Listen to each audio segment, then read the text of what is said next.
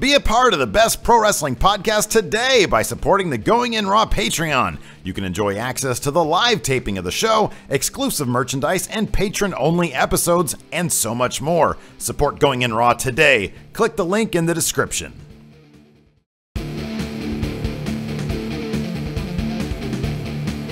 Hey, friendo, Steve here. And Larson. And welcome to Going In Raw, the Dirt Sheet. This is the show where we compile all the news from the week, kind of like midweek. We're shooting this on Wednesday instead of usual on Thursday. Because I'm going on vacation. Because you're going on vacation. So if there's any huge breaking news, You're on your own. That drops with the Wrestling Observer newsletter, which is usually we just copy. That's not true. We don't do that. Why do you keep saying that? Because it's funny. Because here's the thing: so many people do. Oh yeah, that's the thing. So many like other dirt sheets, according to Wrestling Observer, So you know, it's a wealth of information. Oh, it is. Yes, I'm not dismissing Meltzer's weekly newsletter because it is. It's a wealth of information and analysis. Exactly. It's a treasure for any wrestling so fan. It's just funny because like seemingly every news story is now like. It seems like you're shooting on wrestling news sites. Oh, I don't care about that. Hey, we use them too. I'm fine with that. I have no problem with that. But anyways, yeah, that's what the dirt sheet is. And so yeah, if something huge breaks,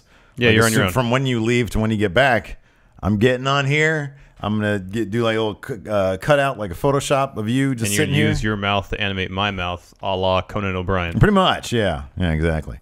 So I'll do that. But yeah, this is news from the week that was. Yes. And yeah, we're also available on the Patreon at patreon.com/Steven Larson. We have like 50 people watching our SmackDown recap today. They're all $5 and up patrons every month. This is for $5 lousy. You can watch three of our $5 lousy. They said $5,000 for $5,000. No, for $5 lousy. You can watch our live streams and interactives. We always have good conversations before and afterwards, like a pre-show and a post-show. And then on Friday, every Friday, it's a $5 and up mark. You get non-news, which is all the non-news that I compile from the week, and then we talk about it here on the show. Yes, we have to remember to shoot that after this. We forgot to shoot it last time. So let's get to the news. Okay. So there have been multiple outlets, including Wrestling Observer and Cage Side Seats, have reported earlier this week that there's a possibility of possibly some roster cuts happening in the near future based on some recent news. Yeah, it's literally one sentence in Cage Side Seats. Mm-hmm. Based on recent news of budget cuts within the WWE, specifically relating to the WWE Network. Mm-hmm. Now, the network is its own kind of entity that I'm sure has a budget unto itself. Right. Or I would think would have a budget unto itself. Yeah. So who knows if, payroll essentially is in any way affected by the revenue of the network. I don't know. Given how much they pay people, like it wouldn't surprise me if they got rid of if they did some roster cuts. When was the last time we had? It's been a while since we've had like a deep roster cut. Yeah, I feel like it was not after the last WrestleMania, but the WrestleMania before. Yeah, because last WrestleMania, there wasn't any cuts really of consequence. I mean, they've been loading up ever since the brand split. They'd been sort of loading up, and then they've been standing pat. Yeah. But whenever there is something where multiple wrestlers can be potentially involved, we like to do power rankings. Yes. So we're going to do power rankings. Rankings. Yeah, it seems like the last major rounds of it's like when Adam Rose and then Wade Barrett, Sandow, that was just a big surprise. And that was all after WrestleMania in 2016. Oh wow! So it was last year. All right. Well, it's time. Power rankings. Number one. What? They got rid of Pyro. They're getting rid of like shows. Yeah, Edge and Christian's show on the network's gone. That's not coming back? Yeah, it got canceled. What a bummer. It seems like it might be a bit much to produce, though. It could be. It's a lot they pack into that show. Yeah. Anyways, yeah, we're going to do power rankings. And these are people that most likely to get cut. Nobody we want. We don't want any of these people to get cut. We don't want anybody to lose their job. And if they do, we want them to have you can make a huge career on the indie wrestling scene these days. So we don't want to see anybody get cut, but these are kind of most likely. Yeah, number one, Paige. You'd say Paige? See, yeah. I think out of spite, she's number 5. Well, I think if she is charged with in the okay, but that's kind of a difference, though. There's kind of a difference there. No, I know a roster cut. I understand. Well, it is, but just for different reasons. It's not a budgetary roster cut. Although it could be explained that way. Like she's gotten into some trouble. She's recuperating from injury. She's not really in our future plans. Yeah. Best of luck in your future endeavors. Page number 5. Okay. As long as she's on there. Number 1.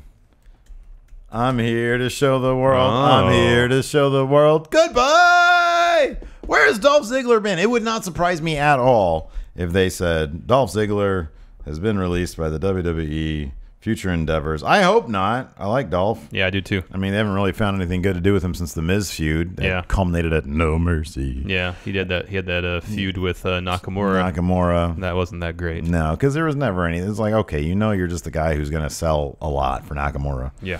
But I could tell, because here's the thing about Dolph Ziggler also. He's been in the WWE virtually his entire career. Yeah. So more than a decade. I would love to. He's like kind of a Cody Rhodes guy. I'd love to see him go somewhere else.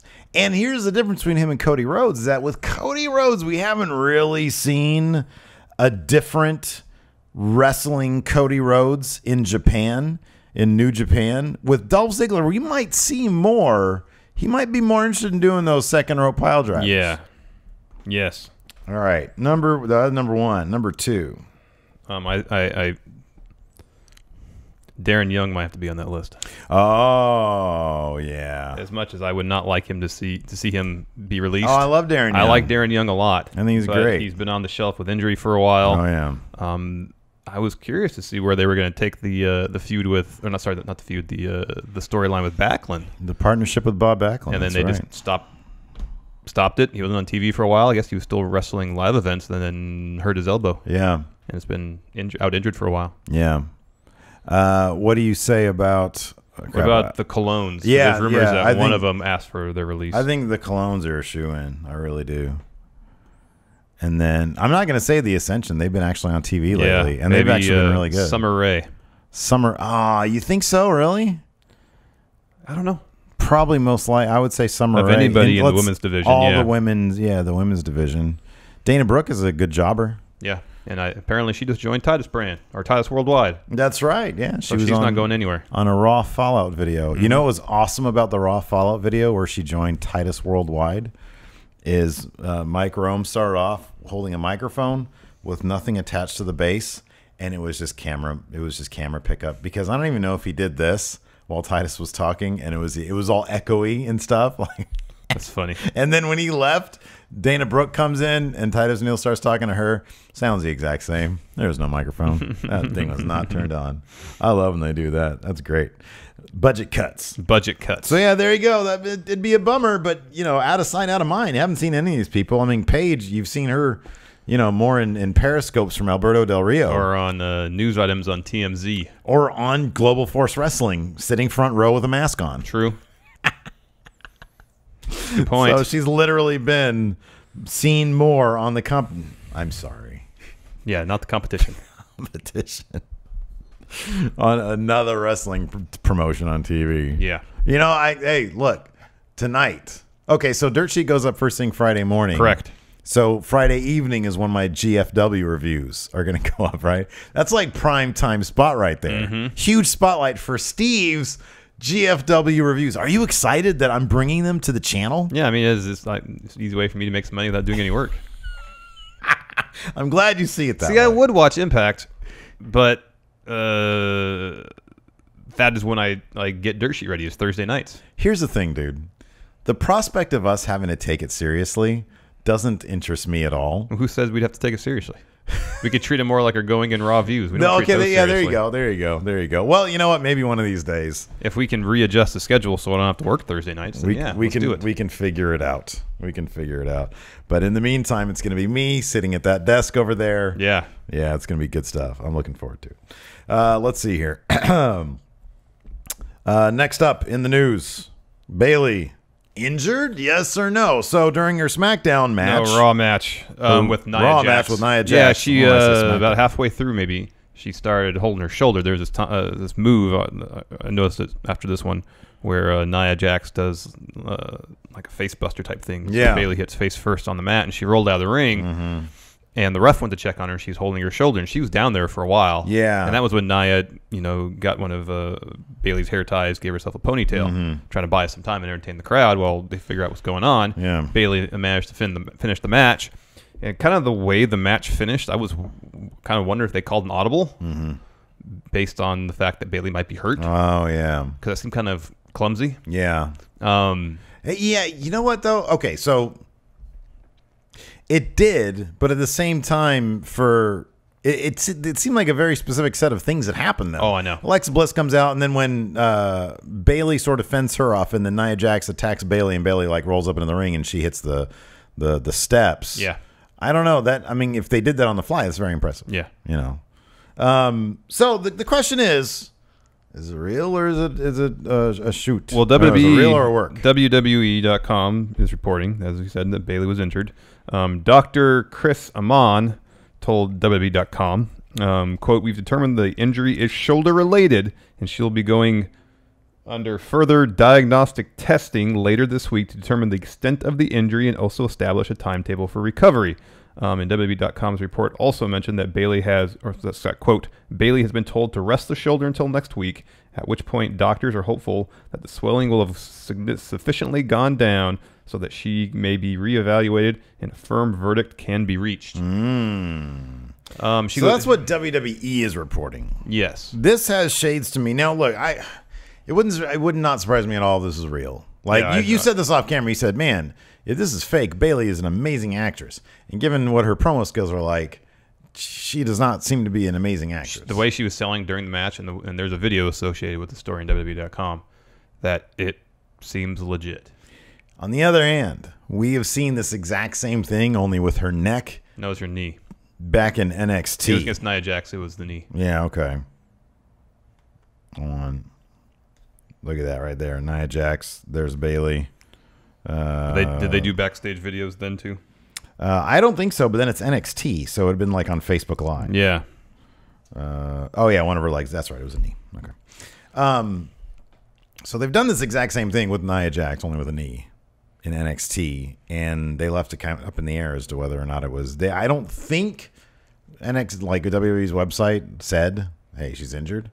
But you always have to take their website info with kind of a grain of salt. At times, yeah. Yeah. Because sometimes they will report on legitimate injuries. Did they report on Braun Strowman's elbow? Yeah. elbow? But they also said he'd be out 6 months. Yeah.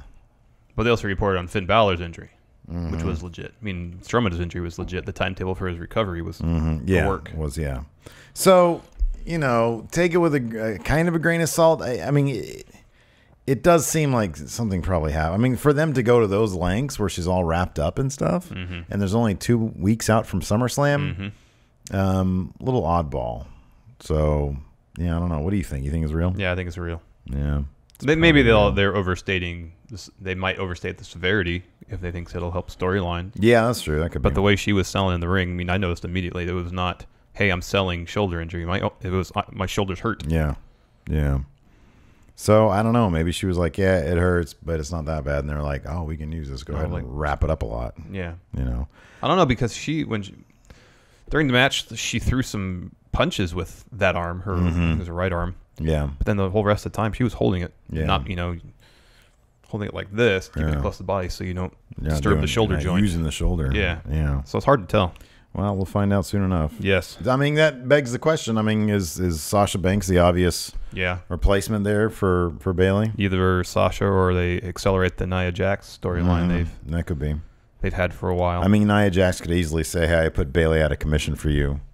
And then they can either go with Sasha Banks, get some revenge for Bayley and dispatching of Nia Jax, who's trying to, get a number 1 contendership next week. Or Nia Jax just gets it. Yeah.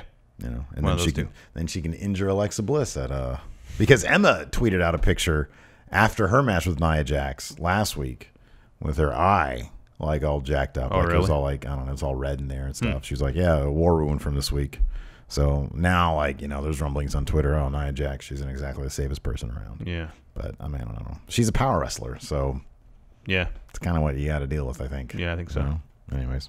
That's what I had to deal with Vader back when I used to fight him back in the day. You never fought Vader. It's not No, true. Really? No. You weren't the one that popped his eye out. He popped my eye out. Oh, that's right. Stan Hansen popped my eye out. Now I'm Vader. All right, moving on. Yeah. Let's talk about money. We'll talk about Twitch. Internet. Twitch helping out indie wrestling. Yeah. So WCPW Loaded returned this week on August 3rd. Nice. And it's airing live on their What Culture Extra platform. But then they're airing replays on YouTube on August 5th. Okay. And on Twitch. The day before that. August 4th. Right. And, of course, it's about a month and a half ago. Granted, the announcement of WCPW Loaded airing on Twitch isn't new. The fact that it's airing just kind of brought back this entire story, potentially. And of course, about a month and a half ago, Wrestle Circus announced that they were going to start live streaming their shows on Twitch. And so with the combination of Wrestle Circus, WCPW now using the Twitch platform to stream their shows, it poses the question, is Twitch stepping in now to take over or at least supplement what YouTube was doing in terms of the airing of independent wrestling and providing a new revenue source for independent wrestling companies? Well, I like that one thing that they're doing with Wrestle Circus. I'm not sure if they're going to, probably not with WCPW, but with Wrestle Circus, you can give tips to the actual wrestlers you can as put the wrestler's wrestling. name, the amount of tip, and that goes to the wrestler. Yeah. So that's kind of cool. Yeah, so that's sort of cool. an outside of the box way of doing things. I mean, look, here's the thing. This YouTube thing, we've been upfront about it. It's hit everybody. Others were like, we've been hit, but we haven't been hit as bad as others. We're still afloat. We're fine. But Twitch is increasingly becoming an alternative for content creators of all varieties. Exactly, yeah. They're reaching out. So obviously Twitch before all this was strictly gaming. And then I don't know if it was because of the YouTube thing or if they had been planning it already. Who knows? I don't know. Well, here's a quote from Eric Brunner, who's Twitch's sports partnership lead. I got a couple quotes here, and they're both from Bleeding Cool, the story they wrote up on the Wrestle Circus partnership. Eric Brunner said, quote, "We frequently look to our community to guide us towards the content they want to see on our platform. In the case of Wrestle Circus, they had been looking for a live streaming platform where they could effectively monetize their content and help the broader wrestling scene, and it was members of our community who rallied them on social media to consider using Twitch. Since Wrestle Circus has the same passion for their fans and talents that we do for ours, it's really cool seeing them lead the charge with this new vertical." So based on that quote, it seemed to be a fairly organic thing where Wrestle Circus is looking for a platform. Their fans were aware of Twitch. A marriage was made. Yeah. That seems to be the case based on these quotes here. Well, even personally speaking, we've seen, there's crossover. You and I started out in the gaming sphere working for Machinima. Yeah. And we were able to transition our channel with success over to pro wrestling. So it's obviously, crossover. There is crossover, yes. Al Lenhart, the owner of Wrestle Circus, spoke about the partnership, saying, quote, "It's no secret that recent changes at one of the other major platforms..." Is that Vimeo? No, it's YouTube. No. "Have made it difficult for independent wrestling promotions to monetize their content by moving over to Twitch. It is a major step into uncharted and exciting territory that allows us to reach a global audience and monetize in both traditional and creative ways without the hurdles we've experienced in the past." Well, I mean, it's an interesting conversation. You and I have had this conversation. We've been upfront with a lot of the friendos who come out to our to watch our WCW fun wrestling streams. That WCW came back on Twitch, and then I ported over to YouTube, and then you're running fun wrestling over on YouTube. Yes. So live, and so. We've had conversations in terms of like how we want to approach our gaming live streaming stuff. Yes. And there are pros and cons to everything, but Twitch is a whole new platform. It's owned by Amazon, so it's got stability behind it. Yes. And there is a very excited fan base of like Twitch diehard like viewers out there who really enjoy the Twitch watching experience. And this kind of thing, Wrestle Circus landing there. Now WCPW in a sea of gaming, like that's like what a great way to stand out. Yeah. Yeah. So, and as you mentioned, the opportunity to tip your favorite wrestlers as they're performing is a huge new thing, not just for wrestlers, obviously. It's a new revenue stream for them, but for fans watching the show to directly contribute to the financial success of the wrestlers they're fans of. It's pretty neat. Well, one day we'll take like Going in Raw like live to like Twitch, and then we'll have a tip. Who do you want to tip? Oh, me or Larson? Oh, I mean, I'm willing to take my shirt off. I'm gonna get all the tips, man. I'll do a whole show with no shirt on. I got bigger boobs than you do, man, and you know bigger boobs usually do better. We'll see. Let's try that. Bigger tips. Let's put that to practice. How about that? I'm gonna take my pants off. Okay, they can't see anything. Table in the way. Yeah, there's a table in the way of my dingus. So yeah, that'll be fun. We'll just be begging people to do, please. I'm not answering your question unless you give us some money. Exactly. Exactly. So I don't know. It'll be interesting to see. Like they're being. I like this because Twitch is being very aggressive with and creative with how they're reaching out to different things and not just saying, okay, everybody can come on in here. It's like they are very selective about how they do things. Like I've seen numerous people on my Twitter timeline, like our old friend Ricky from Machinima days. He live streams like every night on Twitch. Yep. I think it's twitch.tv/it's Ricky FTW. And he's rolling out new emotes all the time. Yeah, people like the emotes. People like the emotes, man. So that's cool. So you might see, it wouldn't not surprise me if you saw other wrestling promotions who have the infrastructure to actually produce a live stream. Mm-hmm. It's not just me here with the webcam setting up the hard camera for the ring. Exactly. Yeah. Oh man. So yeah, I can see that being a staple in the future. Yes, that's great. I'll answer some questions. Yeah, let's answer some questions.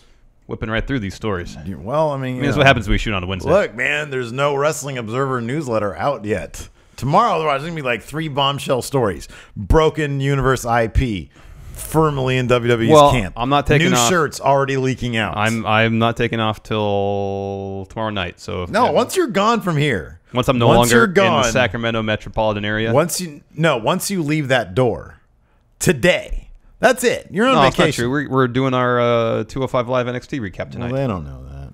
Well, now they do. All right. So what you say is factually incorrect. Nate Morris. So with Bayley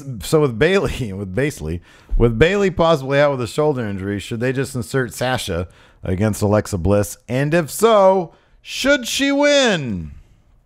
Well, we spoke about that earlier. Should be either, well, like your idea, Nia versus Sasha on Raw. If Bayley is too injured to compete at SummerSlam, winner of that match faces Alexa Bliss. Whoever takes on Alexa Bliss, I feel like should win. Yeah, me too. I like Sasha winning, and I like her turning heel as champion against Bayley, and they can pick up that feud and take it all the way to Mania. Yes. I think it'd be good. Yes. You never know. Like somebody pointed this out on Twitter, and one of the best ways to gain relevancy is coming back from an injury. Yep. So if Bayley takes 3 months out to heal that shoulder, however long it's going to take. She'll come out. She'll get a huge pop. Big pop. Then they'll immediately put her in a storyline where she's trying to kiss a boy. Oh, dear. Yep. Josh Pepper. Josh Friendos. First-time Patreon here. So last year at SummerSlam, we got a small tease with the Club, AJ, and Finn. And it got me wondering, will we get anything like that again this year? And do you guys think we will ever see the Club fully come together with all 4 guys at some stage? Cheers, Friendos. Here's the closest thing I can think of. The closest analogy. Like Ambrose and Rollins were backstage, and Reigns passed by or something like that, and they just kind of say, "Good luck to you, good luck to you." Yeah, like a Shield thing. Yeah, I can see that happening. Yeah, more teasing for a full-on Shield reunion. I think we're gonna get that with the Shield. Yeah. As for the Club getting back together, so like the Club, be on the same brand. First of all, the Club literally they beat the crap out of Finn Balor. Like less than a month ago, right? Yeah, weren't they sent out there against Finn? Yeah. So that's probably not going to be a thing. I could see, because they're kind of teasing them being tweeners right now. I could maybe see them interacting with AJ a little bit. Yeah. But AJ's such a face. I don't know if that's even going to happen. Like I don't know either. The Club are still kind of dicks. Yeah, they are. And then AJ and Finn don't really have any reason to interact. No, the Finn's last match in New Japan was the same show as AJ's first match. Did they? I forget. I know they sent off AJ by healing on him. Did they? They didn't do that with Finn though. Did? Oh, they did. They did. Okay. Bummer for Finn. All right. Next up, Nicholas Grosskirth. It was believed by some last year that Brock politicked to have the Universal title put on Goldberg. Do you believe Brock has that kind of stroke in WWE? And more importantly, do you think Brock will use said stroke to have Joe leave Brooklyn Universal Champion? I think I talked about this. Sorry to interrupt you. Monday for the Raw recap. That I was actually wondering the same thing. Whether because we heard reports about Brock being really happy about the feud with Samoa Joe and having a lot of respect for him. That if he would use, any of his stroke backstage, if he had to say whenever he dropped the belt, say put it on Joe. Yeah, this guy's the real deal. I would say that he's got stroke to a limit. Yeah. If they said, hey, I'll put it this way. If they said, hey, we really want this to be Roman Reigns' moment,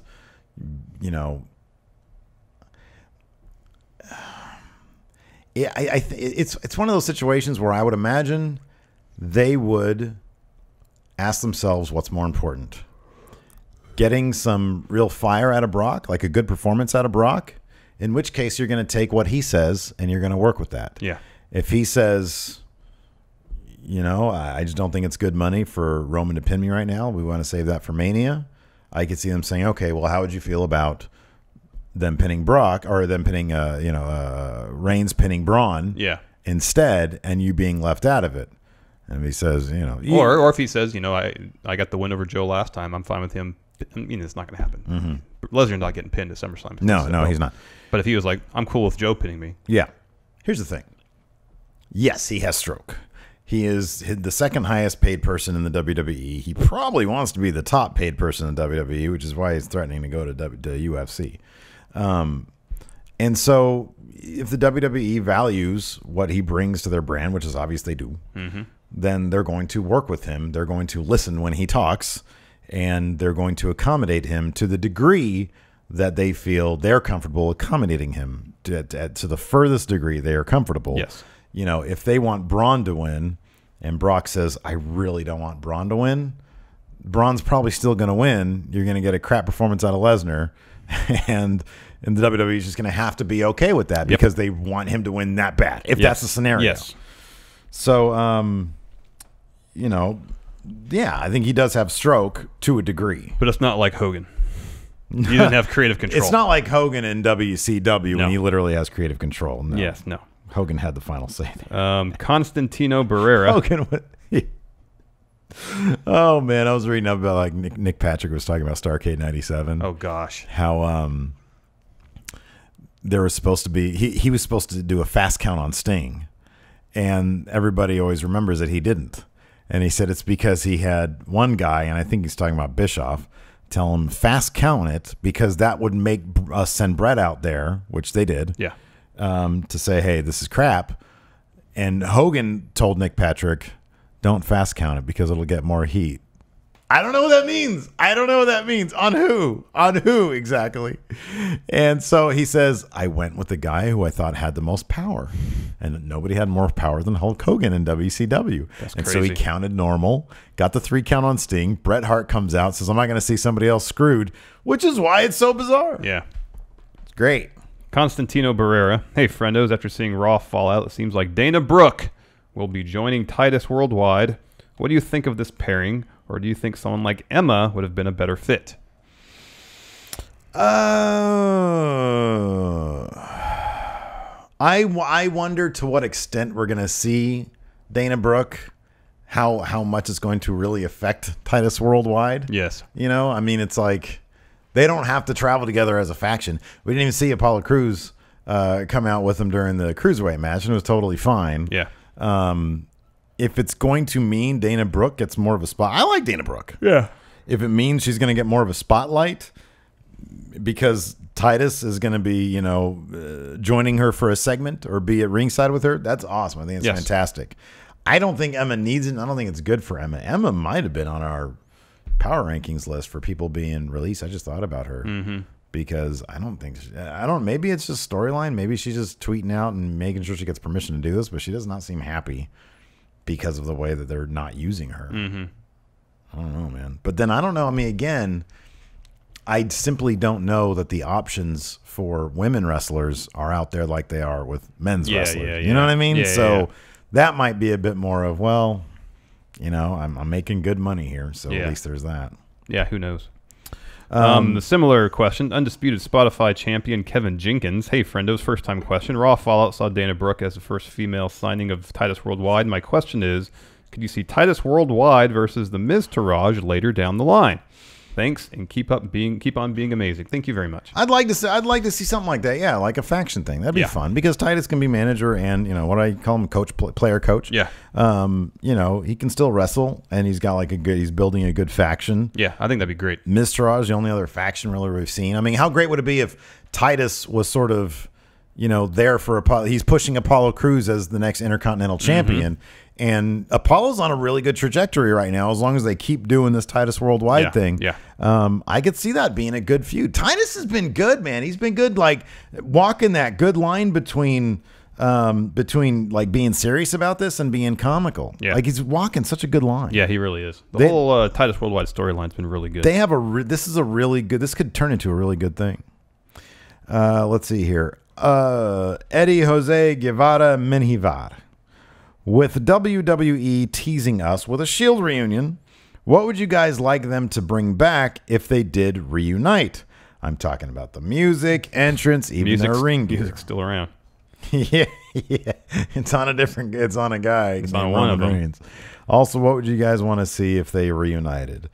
I'm not a big fan. I don't want to see them go back to their Shield gear. No, but I always like the entrance to the crowd. That was always cool. I know. I love that too. But I agree with the ring gear. So if let's say Survivor Series, you've got the tag champions, Rollins and Ambrose, and you've got the Universal Champion, Roman Reigns, which neither of us really think is going to be the case. But let's say that is the case. Let's say Roman wins at SummerSlam. So coming Survivor Series, he's still Universal Champion. So you've got that dynamic again. You got the tag belts and you got the Universal Championship, and they're going to have a Survivor Series match against another faction of some sort. I could see them coming down through the crowd. Yeah, I could totally see that. Yeah. I think that apart from the music, that's the only other thing that's essential about them being the Shield again. Yeah, I don't want to see them in their SWAT gear. It already bugs me that Roman still hangs on to that. Agreed. So yeah, I don't think. But what else would we want to see? CM Punk come back and hire them as hired guns again. Oh, there you go. Yeah. That'd be good. I think I had a dream. Now that you just mentioned that, I think I had a dream about Ryback going through it, me putting Ryback through a table. I don't think you putting Ryback through a table? I think I put Ryback through a table. No chance that's going to happen. Well, it could. Stranger things have happened. Well, it depend on what vessel you use to put him through the table. Listen, okay. You're not going to powerbomb through the table. Come on. Listen. Yeah. No. I'll help put him through a table. But in capacity, that's what I mean. Book Steve putting Ryback through a table. All right? Okay. Here it is. What is Ryback now at this point in his life? That's a loaded question. He's an independent wrestler. Oh, okay, yeah. Okay? Among many other things. Yeah. We just heard about a recent a big name independent wrestler moving close to our area who will be making his debut at Supreme Pro Wrestling. So you have a proxy. July 27th, or August 27th, rather. So once the Deep V has made his name in Supreme Pro Wrestling, then we come in, debut the H belt. And then Ryback comes in, challenges for it. We convince Supreme Pro Wrestling to dump $4,500 on Ryback. He comes in to challenge for it. Our new faction destroys Ryback, and then I put him through a table. See, I'm fine with all that, but Ryback's a large man. Yeah. I choke slam him through a table. Choke slam is easy. Anybody can, I can do it because Ryback will be the one jumping. I know. Yeah. I don't think he has good hops, though. Well, he can lean back into a table. Here's a better way to do this. Okay, go ahead. All right. Everything about your setup's fine. Good. Adam Mayhem and Ryback have a forklift match. Oh, SPW can afford a forklift. Yes. If they're affording $4,500 for Ryback, I think that might be the limit of their budget. But a drop in the bucket. Let's say there's a forklift. This is farm territory out here. So forklifts involved. Yeah. So the whole entire match takes place on the forklift. There's a large pallet on the forklift. A big pallet. There has to be a big pallet. Yeah, and whoever gets taken off the forklift first is a loser. Whoever stands tall on the forklift wins the match. Okay. So they're wrestling. Adam Mayhem and Ryback are wrestling on an elevated forklift. Now, you wanted to help Adam Mayhem out, get involved. So you try to push Ryback off the forklift. He reverses. No. But you're holding on to his leg. You're dangling off the forklift. Oh, okay, wow. And thanks to Adam Mayhem doing a move and you tugging a little bit, he comes crashing down through a table. You know what I like even better? I like everything you said except me dangling, because I'm not going to dangle. That's too physical. There's drama. What I will do, There's drama though, involved there. Are you going to go through the table? No, I'm like near the base of the forklift. He's on the edge of the pallet about to attack me. Super kick. He goes down into the table. So, you know, it can't be some heroic gesture or awesome move on your part. Why not? Then there's no drama in that. Live sex show. Me. Oh, wow. But it's just me. It's me touching my butt. You. Oh, man. I like all that, though. So my point is the pieces are in place for me to put Ryback through a table. I believe what I experienced was what they refer to as deja vu. No, that's something. It's feeling like you've already done that before. What you're trying to say is premonition. Oh, yeah. Premonition. Tea leaves. Nostradamus. Let's answer some video questions. First from Julian Morris. All right, See what Julian has to say. All right. Got a quick question. What has been your favorite vehicle usage in WWE? Be it the Corvette getting filled with concrete, Stone Cold monster truck, Kurt Angle's milk truck. Just wanted to see what you guys think. Larson, have a good vacation. Steve, try to stay out of trouble. Thank you, Julian. Thank you, Julian. So what's your favorite use of a vehicle in WWE? I know my favorite in WCW was the monster truck match. Oh, that was great. Because afterwards, like, didn't Hogan throw Giant into the water? Something like that. Yeah, he threw Big Show into the water. So that was a great one. Let's see here. What else was there? I used to have like a little NWO car. I don't know why. I was like in college and I had a little NWO toy car. What other vehicles have? Do you mean this? Oh, no, I thought I had a different one. Maybe it was that one. DX driving their tanks to, that was good. to WCW. Stone Cold beer truck. That's a classic one. Kurt Angle's milk truck. Yeah, those are great. Oh, when Vince McMahon's limo exploded. Yeah.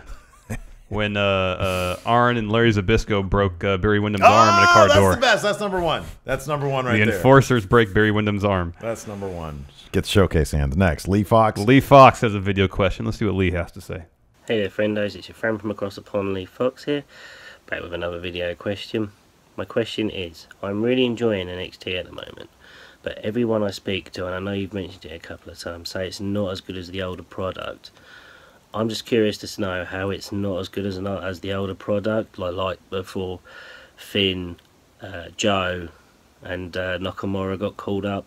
If that's the case, then what would you do with the current product to make it as good, if not better than the old product? Thanks, friendos. Have a great day. Thank you, Lee Fox. So I actually have heard this. Off camera, I heard you say you hadn't really mentioned it. I heard people mention that before, but I kind of have heard this. And I don't know because I'm not there. Like, here's the thing. Like, okay, so our friend Karen, right? She is part of the NXT crowd. She's always there. Yes. In fact, I think tonight is the night that we get to see her giving somebody. She posted a picture on Twitter of Bobby Roode, and then she's right behind him with this disgusted look on her face, giving him a thumbs down. So hopefully, if I can capture that, it'll be our thumbnail for the NXT episode. And when you've been there that long, I could see how the crowd might be getting, like, they got so much good stuff, and back then it was theirs. You know, it wasn't like, I mean, yeah, more people. But like back then, it was like that. Like Sami Zayn was coming through, and you were on a 3-year journey with him. Yeah, and they don't do 3-year journeys anymore. Yeah, that's a good point. You know what I mean? So I would imagine the closest we got to something like that was Ty. Yeah. But then they called him up. Exactly, they called him up before. Yeah, and so I would imagine that, especially for that crowd, and I think it translates to TV, because there are some episodes when we're like, man, the crowd is kind of dead tonight, and it's obvious they're at the tail end of the taping. Yeah, right. And so, you know, that being said, so I imagine they did, you know, it might have been better back then. I still love it. It's still my favorite hour of TV. Yeah, it's still real good. Because I love to see who's coming in. I love to see how they're going to be using people. And, you know, there's always the exciting prospect of, ooh, who's getting called up? When are they going to call him up? Yeah, or who's going to debut? Who's a free agent that's going to show up on? Are we going to see? I'm pretty sure Adam Cole is going to be at TakeOver. At TakeOver. So yeah, I don't know. I don't think it needs fixing. I don't think there's anything you can do there. It could also be one of those things, you know, like you're a fan of a band, and everybody has their specific favorite phases of band. Right, exactly. Some people that really got into NXT during a certain period, regardless of, you know, there's no way to say objectively the quality is better. Right, it's a subjective point of view. Everybody's gonna have a favorite phase of NXT just based on their experience with it. Yeah. And for them, that'll always be prime NXT. Yeah, exactly. Yeah. So I like going back to NXT when like Seth Rollins came in and became champion. The very beginning. Because the very beginning. Because only because look, and it's not like my favorite. It's only era because of he NXT, moshed, right? Well, it's because when you watch those first episodes, they're so weird because you get to see people like, wait, that's Ricky the Dragon Steamboat's kid. I think it was Richie Steamboat. It's like, what happened to that guy? There's like weird people you never heard of. And then there's people that you totally know who they are now. And it's like, wow, that you get to see like the beginning of their road in the WWE. Yeah. And that's a lot of fun. Yeah, that is fun. So, yeah. Next, Stevie Bradley has a question. Let's see what Stevie Bradley has to say.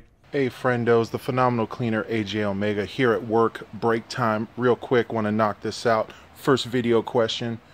Shinsuke, Cena, with Cena getting dumped on his head that way, do you think Shinsuke got in any trouble backstage for what he did to Cena, even though New Japan, that happens like on a regular basis, but Cena probably not used to getting dumped on his head. So wondering any repercussions that may come from this. Thank you very much. Too sweet. Thank you, Stevie Bradley. Do you think Nakamura is going to get any heat for that suplex on Cena? No.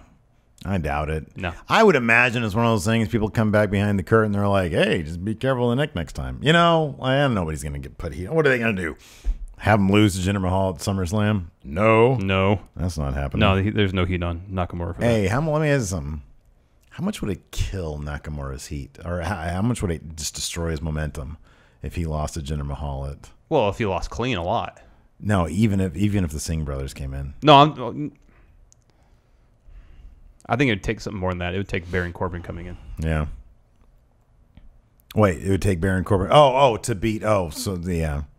I'm not just in terms of conceivably to beat Nakamura, just so he doesn't, suffer from the loss. Yeah. Let's see. Who's next? Alexander Carente. Oh, Alexander Carente. Let's see what he has to say. Recently, I just went to my first Rocky Mountain Pro Wrestling independent show, and that was my first independent show I've ever been to. It was fantastic. It's booked by Vince Russo. It was awesome. Some standouts I saw: Anaya of the Left Coast Gorillas, Curtis Cole, and Rolls Royce. It was by far one of my favorite wrestling experiences I've ever had. Just wanted to hear from you guys. What independent shows have you been to? Which was your favorite? And what was your take of seeing independent wrestling compared to some of the big production stuff you've gone to? Cheers, guys. Thank you, Alexander. Thank you.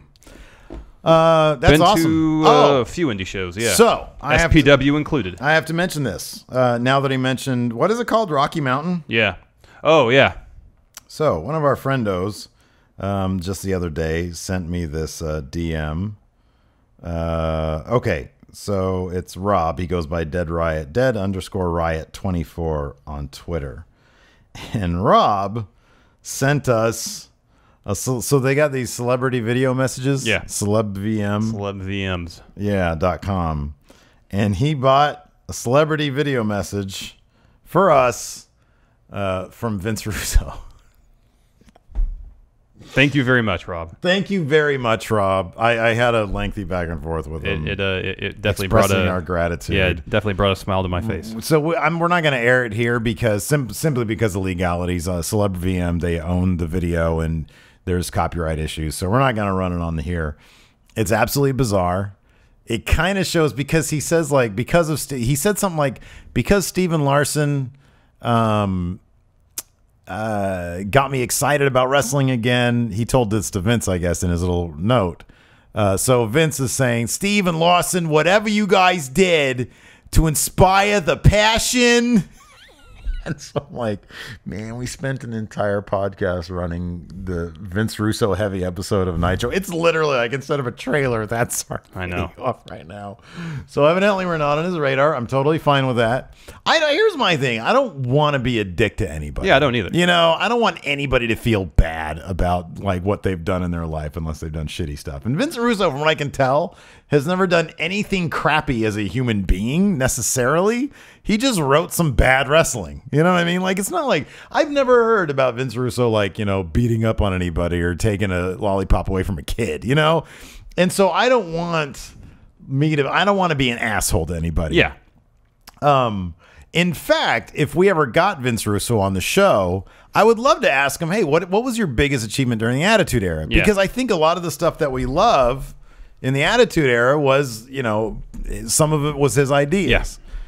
So, thank you to Rob. Yes, we really thank you very appreciate much. it. It was just, a lot of fun. I was like, oh man, is Vince Russo gonna find out like that we literally like have his picture 3 times in a thumbnail saying we review the worst episode of Nitro? I don't know. I'm sure he's probably heard worse from better. But anyways, back to Alexander's question. Oh yeah, so he went to the show that Rocky Vince Mountain Russo Pro books currently. Yeah, he said he had a blast. Man, we've been to a lot of indie shows. Yeah, we've been to numerous shows here in the Sacramento area. When we lived in LA, we went to a few. Just this year, we've seen Pro Wrestling Guerrilla. We've seen Progress, WCPW. Am I missing anything? Probably. Hopefully, we want to check out an APW, All Pro Wrestling show soon. Hood Slams are running shows in Sacramento now. They are so. I cannot tell you how much fun indie shows can be, for a wide variety of reasons. Here's the thing about indie shows, because I've said this before: you have good wrestling, you have bad wrestling, and you have boring wrestling. Indie shows are almost never boring because you're there. You're looking at like. I'm not in shape. I look over and I see a guy wearing spandex about to throw down in the ring that is like in worse shape than me. And I'm like, this is absolutely hilarious, or it's inspiring, or whatever you want to call it. Indie shows are an absolute blast. We've been to a bunch in our day. Yeah, it's a completely different interactive experience too. I always remember one show I went to here. We were sitting second row, and just the conversations we were having back and forth with the wrestlers during matches. Right. Were hilarious. And they were playing off what the crowd was doing. The crowd was playing off what they were doing. It's so much fun. It's completely different. I mean, I think the closest analogy, at least in WWE, is maybe if you go to a house show. Yeah. And the wrestlers might break character from time to time. Right. To give the fans there a different experience of what they might get on TV. Yeah. But for especially for indie shows, it's like that all the time. Yeah. And it's usually a lot of fun. Yeah. Next, from Jacob Omega. Let's see what Jacob has to say. Hello, Steve and Larson. This is Broken Jacob Omega here, yes, with my first video question. There's been many superstars over the years that Meek Mahan has tried to have deleted from history, yes. I am wondering if there are 5 superstars that you would have deleted from history, who would they be and why, yes. Goodbye, O's of friends. Yes. Thank you, Jacob. 5 superstars. First of all, it's a pretty decent. That was actually a really good impression. Pretty good. That was Broken Matt Hardy. Yeah, it's pretty good. Deleted from WWE. 5 superstars deleted from their history. Oh, wow. That's my understanding. Yeah, from their history. I mean, Chris Benoit makes all the sense in the world. Yeah, I know. Some great matches, though. I know, but Chris Benoit. Yeah.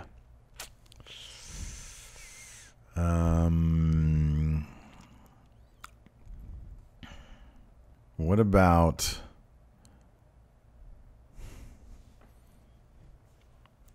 if the allegations against Abdullah the Butcher are true in terms of the lawsuit that was brought against him from Devin, I forget his name. Yeah, I know who you mean. Hannibal, I think is his ring name. That Abdullah was intentionally, or not telling people that he had Hep C. Yeah. While putting on matches. I would say Abdullah the Butcher. Yeah. Because he's in the Hall of Fame. That's a messed up thing to do. That sucks.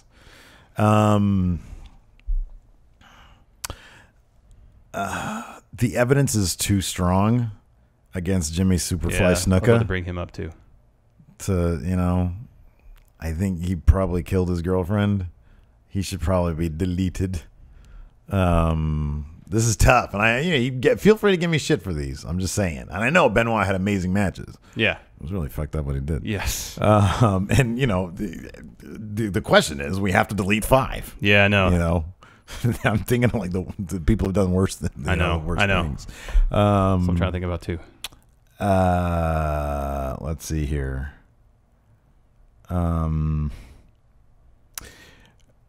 Mr. Anderson.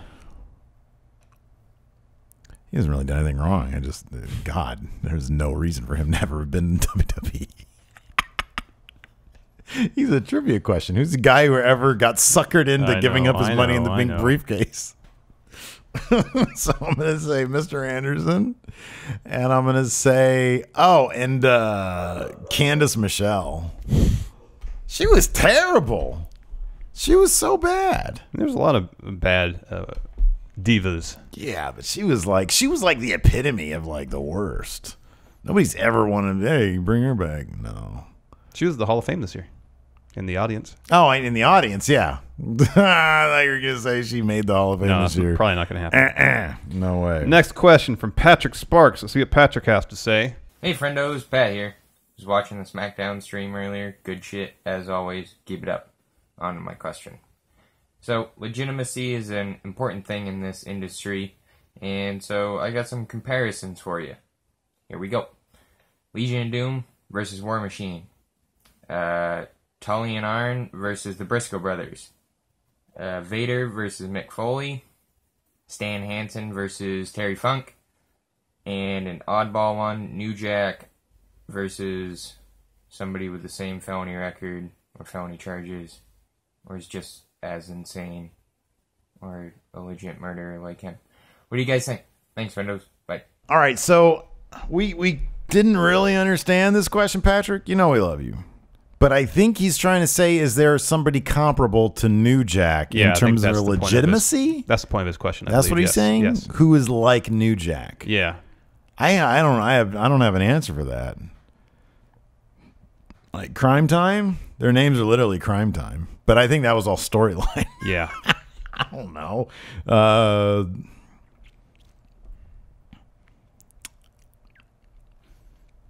Nothing comes to mind. Nothing comes. I mean, who has a lot of? I have no idea. I mean, you either go with like something like Chris Benoit did. I mean, you know, how many justifiable homicides did New Jack say he had? More than one. I think he had like a lot more than one. Yeah. Those, you know what a justifiable homicide is? Yes. It's when you take a life. I understand what it is. That's pretty hardcore. And I'm not saying that, you know, if it's justifiable by the U.S. court system, then hey, that's good. He did what he had to do to get by. I'm just saying. I'm just thinking. This is a heavy question. It is. Patrick I'm just Sparks. thinking in terms of the wrestler presented on television. Yeah. Like an analogy, and even that's difficult. I mean, there's been plenty of hardcore wrestlers. Yeah. But I don't know, just in terms of style, of character. New Jack was a unique guy. Yes, he really was. Yeah. I don't know. You let me know in the comments. I don't know. Yeah. I'm not even sure if we're answering the right question. I don't know either. Patrick Sparks. I mean, yeah, legitimacy is an important factor in the wrestling. We agree, it should be believable. Yes, I agree. Oh, I love Pat. He's one of our oldest friendos. Yeah. Pretty much every week he sends in a video question, and we appreciate it. It's great, and we love it. We love him so much. Last video question from Jake Riley. Let's see what Jake has to say. Hey guys, I had a question here about the ratings in WWE for both Raw and SmackDown. What do you guys think is the best way for the ratings to increase? I thought of two options, but I want you guys to figure it out. You can either put the TV rating back at TV 14, give us more mature storylines. Don't have to go back to like bra and panty matches or chair shots to the head and blood every night, but just some mature storylines would be nice, change of pace. Or would you open up the wrestling more of like New Japan, where you get rid of the limits on what type of moves people can do, and let AJ Styles, Sami Zayn, Kevin Owens do their entire moveset that we know that they're capable of? Thank you. Thank you, Jake. The best way to increase WWE's ratings? 2 words. Boobies. It's one word, first of all. Bring back Candice Michelle. You just said not to do that. Delete. Great way to increase ratings. Just give Ed Nordholm however many hot dogs he wants for the broken IP, man. Just give it to him. I don't think it's that difficult, honestly. To come up with a bunch of hot dogs. Well, that, yeah.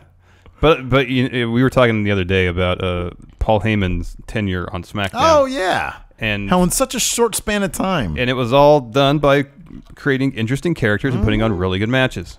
With existing people. Everybody has baggage of some sort. So you're bringing in, you're saying, hey, give me Chris Benoit, give me Eddie Guerrero. And people laughed him off. And then he made them into main eventers. Yep. Inspired creativity and vision. That's all it takes. That's all it takes. You can't book a wrestling show week to week with the main goal of popping ratings. Yeah. It's an ongoing process, and you need a steady hand and a vision of where you want things to go to make that happen. Also, second rope pile drivers. Well, that's part of the vision. Then, yeah. Absolutely. Sure. Second rope pile drivers, that's where it's at, man. Anyways, I'm looking at New Japan. Well, but that's just a small part of their larger package. Was that spot of the year so far? Going in Raw spot of the year? Might be. It might be a Friendo award. You know what's great about you going away? I get to watch so much more G1 now. Same here. Don't have to be here for 5 hours a day. Oh, man. All right, well, good luck on your vacation. Thank you. I'm just saying, you might want to like put all our login info in a safe place. Like send it to me in a mail or just write it down over there so that when you die on your Caribbean vacation, that video will do huge. My comeback video, like when I'm like... Yeah, you'll pop the Patreon for sure. A lot of you guys know that Larson... I swear you can't wait till something... tragic? Awful happens to me. Oh my God, I'd be devastated. I'd be so devastated. I would continue on. Yeah. But I would be devastated. I'd be like, you guys have probably heard the news at this point that And Larson, my best friend, partner for... I said I wasn't going to cry. Anyways, I'm going to be one of those YouTube videos.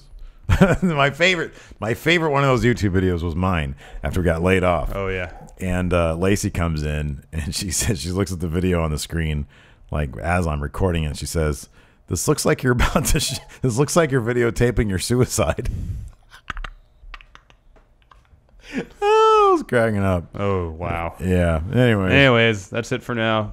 We're going to leave on that note. I'm on my way out. All right. See you later. Bye. Actually, no, we have to do non-news. Bye. We got to do non-news. Bye.